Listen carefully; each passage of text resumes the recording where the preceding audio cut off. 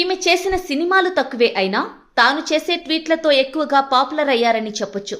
ప్రస్తుతం సినిమాలకు దూరంగా ఉన్న ఆమె తరచూ వేదన, వైరాగ్యంతో ట్వీట్లు చేస్తుండటంతో అసలు ఎవరిని ఉద్దేశించి చేస్తోంది, ఎందుకు చేస్తోంది అన్న ప్రశ్నలు తలెత్తుతున్నాయి. సుమారు 16 ఏళ్లుగా ఇండస్ట్రీలో వినిపిస్తున్న వివాదం ఇది. తెర వెనుక జరిగిన విషయం ఏమిటన్నది ఎవరికీ తెలియకపోయినప్పటికీ పూనం కౌర్ ఇష్యూలో ఒక ఇద్దరి పేర్లు ఎప్పుడూ వినిపిస్తూ ఉంటాయి. ఆ మధ్య కాలంలో కత్తి మహేష్ అనే మూవీ క్రిటిక్ వీరి మధ్య ఏదో వ్యవహారం నడిచిందంటూ వార్తల్లోకి రావడంతో ఈ ఇష్యూ అప్పట్లో హాట్ టాపిక్ గా మారింది. అయితే పూనం ఎప్పుడూ తన ట్వీట్స్ ద్వారా వార్తల్లో ఉన్నప్పటికీ తన బాధ ఏంటో ఎవరికీ అర్థం కావట్లేదు. ఇండస్ట్రీలో ఉన్న ఓ డైరెక్టర్ సినిమాలను మాత్రమే కాకుండా మనుషుల్ని కూడా డైరెక్ట్ చేస్తూ ఉంటాడు. నన్ను కూడా డైరెక్ట్ చేయాలని చూశాడు. నన్ను మాయ చేసే ప్రయత్నం చేశాడు. నేను గ్రహించి గట్టిగా అడిగేసరికి ఏమీ తెలియనట్లు నటించాడు. ఇతగాడు తన చెప్పు చేతల్లో ఉండే వాళ్లకి అవకాశాలు ఇస్తూ ఉంటాడు. అంతేకాదు తనకు సంబంధించిన అమ్మాయిలు మాత్రమే పరిశ్రమలో ఉండాలని కోరుకుంటాడు అంటూ అప్పట్లో ఒక ట్వీట్ చేసింది ఈ భామ. తర్వాత కొన్ని రోజులు ఇలా ఇండైరెక్ట్ ట్వీట్స్ చేస్తూ వచ్చిన పూనం సడన్ గా త్రివిక్రమ్ శ్రీనివాస్ ను ఉద్దేశించే తన ట్వీట్స్ అన్నీ అంటూ బయటపెట్టింది.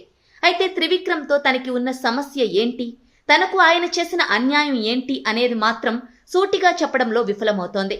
త్రివిక్రమ్, పవన్ కళ్యాణ్ కాంబోలో వచ్చిన జల్సా చిత్రంలో తనకు అవకాశం ఇస్తానని చెప్పి ఇవ్వకపోవడంతో ఇలా త్రివిక్రమ్ ను టార్గెట్ చేసిందంటూ అప్పట్లో వచ్చిన వార్తల్ని ఆమె ఖండించారు.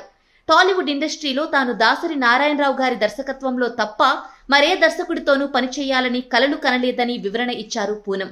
కానీ పూనం కౌర్ సోషల్ మీడియాలో చేసే ట్వీట్లను గమనిస్తే త్రివిక్రమ్, పవన్ కళ్యాణ్ల మీదే కౌంటర్లు వేసినట్టుగా అనిపిస్తూ ఉంటుంది.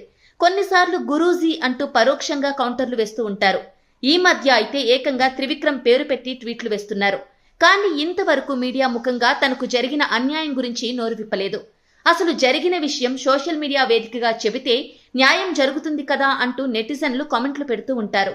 తాజాగా పూనం కౌర్ వేసిన ట్వీట్లో ఏముందంటే, నేను మా అసోసియేషన్లో త్రివిక్రమ్ మీద కంప్లైంట్ చేస్తే కనీసం అతన్ని ప్రశ్నించడమే లేదు, యాక్షన్ తీసుకోలేదు. నా జీవితాన్ని అన్ని రకాలుగా నాశనం చేసిన అతన్ని ఇంకా ఎంకరేజ్ చేస్తున్నారు. నా ఆరోగ్యాన్ని, సంతోషాన్ని నాశనం చేశాడు అంటూ త్రివిక్రమ్ మీద ఆరోపణలు చేసింది.